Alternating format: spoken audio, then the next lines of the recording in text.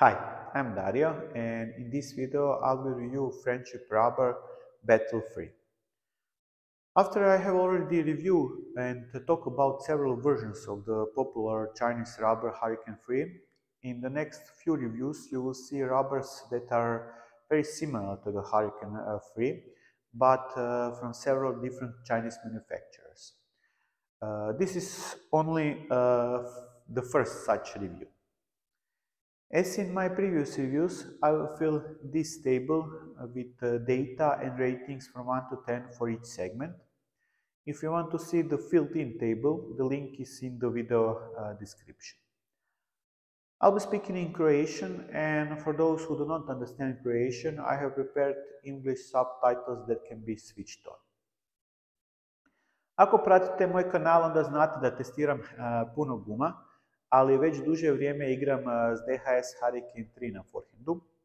Isprobao sam puno različitih verzija Hurricana i dosta dobro sam upoznat s tom gumom, tako da mogu s velikom sigurnošću reći da je svaka novija verzija Hurricane 3 gume sve manje ljepljiva, ali naravno s time se dobije na brzini. Tako da ćemo sad prvo provjeriti koliko je ovaj novi Battle 3 ljepljiv i koliko dugo može držati lopticu u zraku.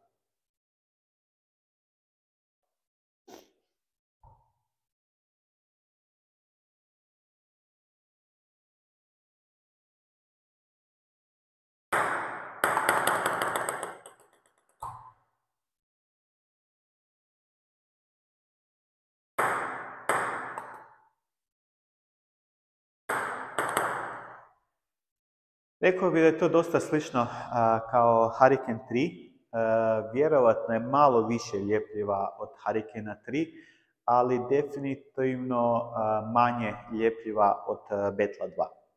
Ako želite vidjeti kako lopticu drži Battle 2, u opisu ću staviti link na shorts video zapis koji sam snimio nedavno s Battle 2.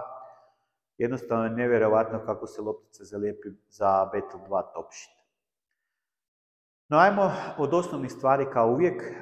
Ovdje na testu imam Battle 3 debljine spužive 2,1 mm u crnoj boji. Guma ima 92 grama s pakiranjem, neizrezana guma je 67 grama, a 53 grama ima guma rezana za Sword Subdue s 300 ljepila, jednim na drvu i 2 na gumi. Cijena ove gume dosta varira i može se naći po različitim cijenima ovisno gdje kupujete, ali nalazi se u onom jeftinijem rangu guma. Ja sam je platio 38 eura, ali može se naći i jeftinije. Ovu gumu možete nabaviti u različitim tvrdoćama. Ova ovdje je deklarirana kao 39 stupnjeva, a mjerenjem sa Shore durometrom izmjerio sam 55 stupnjeva tvrdoća. Krenemo prvo od servisa. Kao što sam očekivao, guma je jako dobra za servis i prije servisa. Relativno lako se postiže puno rotacije kod servisa, što je najveća prednost. Rekao bih čak lakše nego kod Hurricane 3 Battle 2. S tim nisam mislio da ćete dobiti više rotacije nego s Hurricane 3 Battle 2, nego da se s lošijom tehnikom ili lošije izvedenim udarcem lakše dođe do veće rotacije.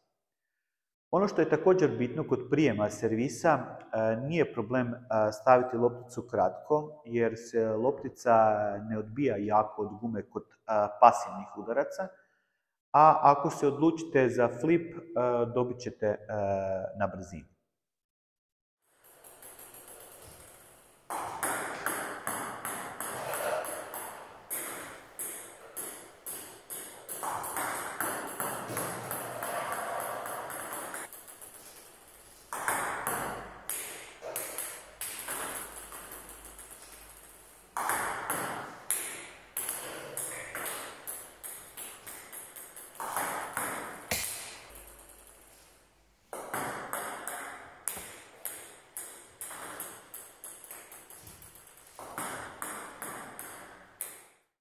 Za kratku igru je jako dobra, ne tako dobra kao Battle 2 koji ima bolje ljepljivi top sheet, ali stvarno je jako dobra.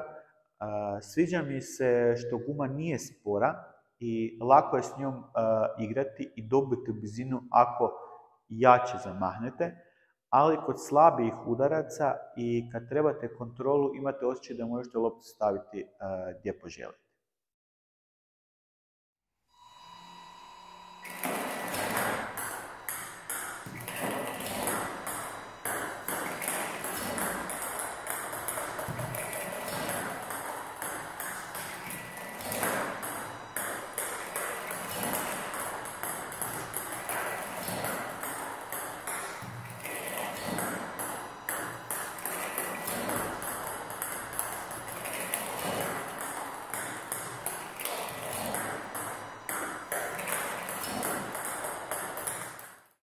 Kao što sam rekao, kad trebate brzinu, nije ju problem dobiti. Dok se već samo malo odmaknete od stola i napravite veći zamah, možete vidjeti puni potencijal gume.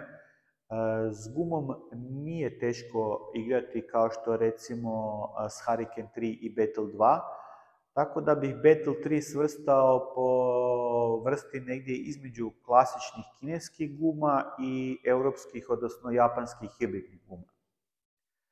Dosta je lakše postići spin nego sa Hurricane 3 i ako prelazite s klasičnih europske tenzor gume, za ovu gumu ne morate tako drastično mijenjati pokrete jer ne zahtijeva da morate svaku lopticu očešati kao kod Hurricane.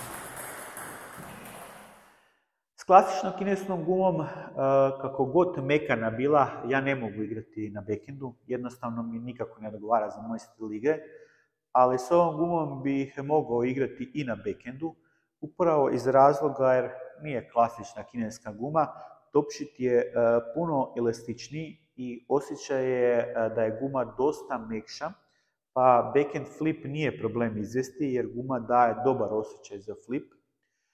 Kod podizanja backspina također pomaže što je topšit elastičniji i nije problem vratiti takvu lopticu. U sljedećem videu robot izbacuje po dvije jako rezane loptice, jedna kraća, druga duža, pa možete vidjeti o čemu govorim.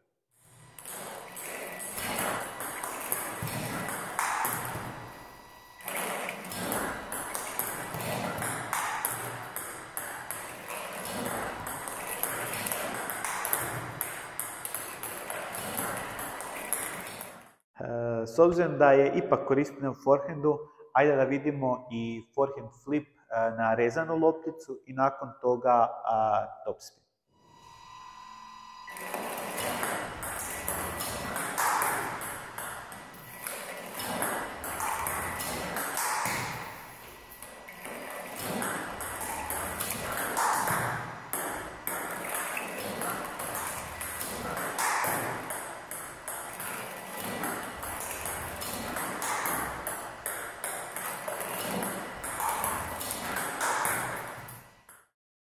Za ravne udarce, odnosno drive, je guma prosječna, isto tako i kod bloka. Kontrola kod aktivnog i pasivnog bloka je dobra. U ovim spomenutim segmentima je bolja od Hurricane 3, ali nije ni blizu da bih je sad preporučio nekom ko bazira svoju igru na ravnim udarcima. Za ovaj video sam odlučio ne previše dužiti, pa idemo odmah na zaključak. Mislim da je ova guma vrhunska za servis, jedna od najboljih koje sam probao. Kod Hurricane 3, kojeg inače koristim kod nekih servisa, možda mogu dobiti više rotacije, ali mi je s Battle 3 puno lakše zamaskirati rotaciju, jer je dovoljan kraći i suptilniji pokret za kreiranje rotacije. U igri je lakše kreirati spin i doći do veće brzine s njom, ali što se tiče krajnjeg spina i brzine, ona je veća kod Hurricane 3. Također, ako ste se navikli da kod spin igre češete lopticu kao što je kod Hurricane 3, to baš ne prolazi kod Battle 3, tako da tu treba pripaziti. Ali to samo znači da će biti lakše igračima koji su naviknuti na europske tenzor gume. I za kraj sam ostavio ono što je isto dosta bitno. Inače, s Hurricaneom 3 je meni gotovo nemoguće igrati bez boostera, a ova guma nije boostirana i mogao sam s njom igrati bez ikakvih problema.